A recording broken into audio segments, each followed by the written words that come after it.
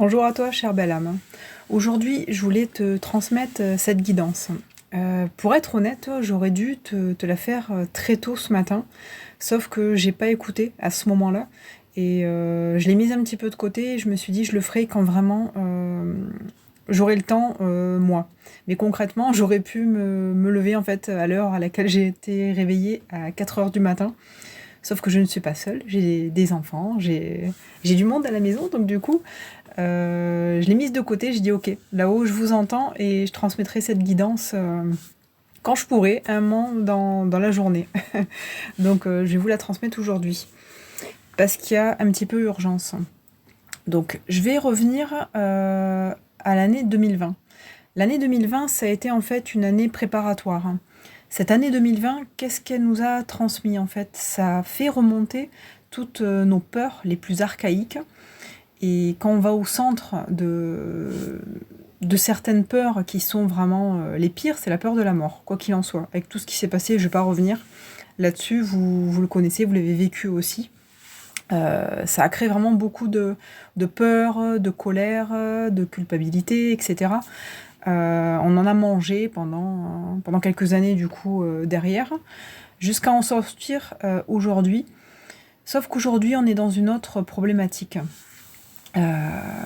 Alors là, je donne la phase négative, mais en fait, ce qu'il faut se dire, c'est que la vie est en constante évolution, il n'y a rien qui est linéaire, et tout est cyclique en fait. Quand on regarde l'histoire du monde, prenez à l'époque où il y a eu la peste, où ça a fait des ravages monumentaux dans la population, où il y a eu beaucoup de morts. On en a eu aussi en 2020. En fait, il y a des choses qui reviennent de façon cyclique, parce que l'humain ne comprend pas toujours. Là, aujourd'hui, en fait, qu'est-ce qu'on nous demande? C'est vraiment de reprendre notre souveraineté. J'ai envie de vous poser une question aujourd'hui. Je m'adresse donc à toi, je vais dire tu. Où en es-tu aujourd'hui? Qu'est-ce qui pour toi est le plus important dans ta vie aujourd'hui? Il y a peut-être du tri à faire, hein, que ce soit d'ordre personnel, de par ou ton métier, d'ordre familial, d'ordre social, etc. On me parle aussi également de masques. Il y a trop de masques, pardon. Je parle un peu vite, désolée, donc du coup les mots sont parfois hachés parce que en fait, on transmet en fait les choses rapidement et j'essaie du coup, étant dyslexique, de parce que je reçois, la transmission des fois elle n'est pas toujours très claire. Donc je vais essayer d'y aller tranquillement.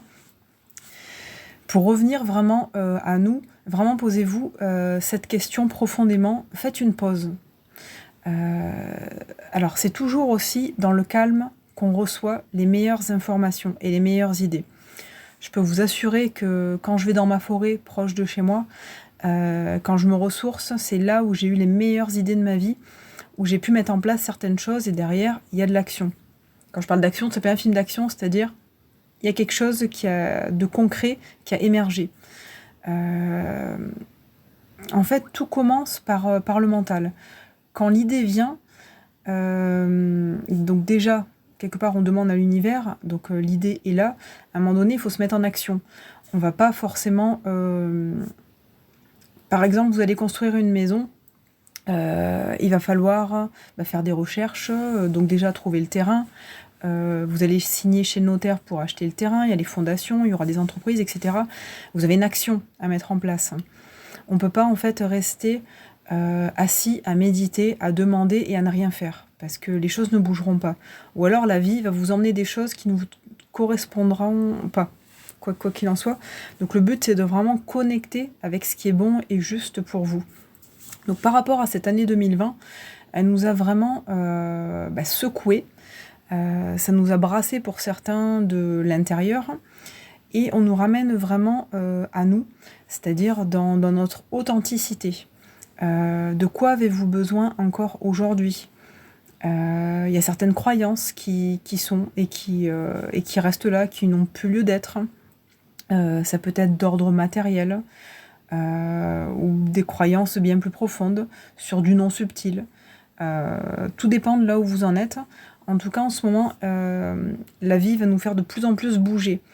Et quand on ne bouge pas, en fait, quand on n'écoute pas notre intuition, la vie va nous emmener des choses de plus en plus fortes. Donc c'est toujours pareil, c'est comme un travail qui ne vous correspond pas. Le fait de se plaindre, ça va aggraver la situation, et le fait de ne pas bouger, à un moment donné, il se passera quelque chose, où vous allez perdre l'emploi, ou ça va mal se passer, ou vous allez tomber malade. Donc le but, c'est de faire vraiment vos choix en conscience à travers vous-même, et que ce ne soit pas la vie qui vous emmène toujours de façon violente des expériences. Puisque on a vraiment cette intelligence du cœur qui est là, où on est à même de comprendre et de sentir les choses. Donc voilà sur ce que je voulais vous transmettre par rapport à ça. J'essaie de me connecter, voir s'il y a d'autres choses importantes, parce que ça bombarde en fait là-haut, et tout va plus vite. On me parle aussi de charge mentale. La plupart des gens ont vraiment une forte charge mentale. Je pense notamment aux mamans, aux femmes qui ont des enfants. À l'heure actuelle, en fait, la femme doit travailler autant qu'un homme.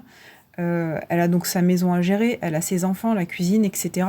Préparer les vacances, à un moment donné, c'est juste humain, on n'est pas des machines.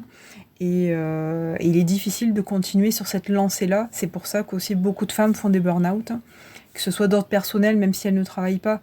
Par exemple, maman de famille nombreuse. Je parle plus de 4 parce qu'à un moment donné, quand on a 4 ou plus de 4 enfants, c'est difficile de travailler, ou alors il faut vraiment avoir une intendance bien ficelée autour. Donc la problématique, elle est là. Les femmes ont vraiment une charge mentale énorme, et le but, c'est d'essayer D'ailleurs, ça va être l'objet d'une prochaine vidéo par rapport à ça, où je vais vous transmettre, je m'adresse du coup à vous, maman, où je vais vous transmettre pas mal d'astuces pour alléger vos journées. Puisque je suis moi-même maman de famille nombreuse, j'ai 4 filles, donc je sais ce que c'est, et je travaille, en l'occurrence, et je reprends des études à côté. Mais j'ai une forme d'hyperactivité, et ça me convient aussi, c'est un rythme. Je vais jamais aller au-delà de mes limites, et ça c'est important de s'écouter. Je suis très organisée également, donc il y a des listes qui sont faites, tout est cadré en fait. Donc ça c'est vraiment important pour ne pas vous épuiser. Donc ça, c'était une chose que je voulais vous transmettre.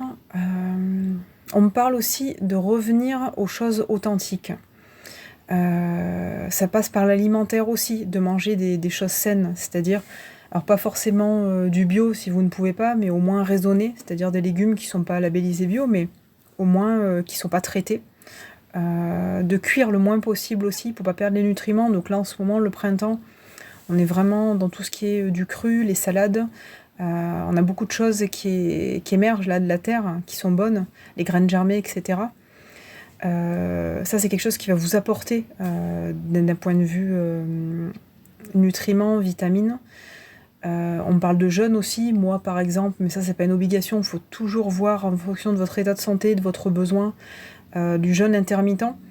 Moi je ne mange pas le matin et je mange le midi et le soir, ça me correspond parfaitement, et je fais entre 3-4 fois du sport par semaine.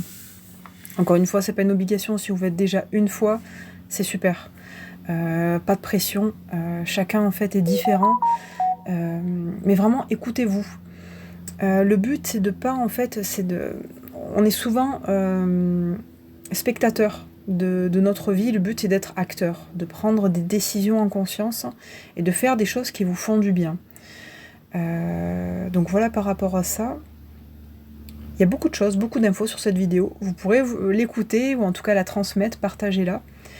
N'hésitez pas également à vous abonner à ma chaîne. J'ai pas une grosse régularité sur les vidéos, mais quand je fais des vidéos, c'est des vidéos en tout cas importantes. C'est pas pour parler pour rien dire, c'est toujours pour vous donner le maximum d'informations sur un court temps qui n'est pas évident. Je reviendrai en tout cas sur d'autres vidéos. Pour moi, c'est juste pour aujourd'hui. En tout cas, prenez bien soin de vous. N'hésitez pas à mettre dans les commentaires là où vous en êtes en ce moment, m'apporter certaines idées. Qu'est-ce que vous avez pu mettre en place dans vos vies qui vous font du bien. Ça nous permet d'échanger, de mieux se connaître et d'aider aussi les autres. Je vous remercie pour cette écoute et je vous dis à très bientôt sur une prochaine vidéo.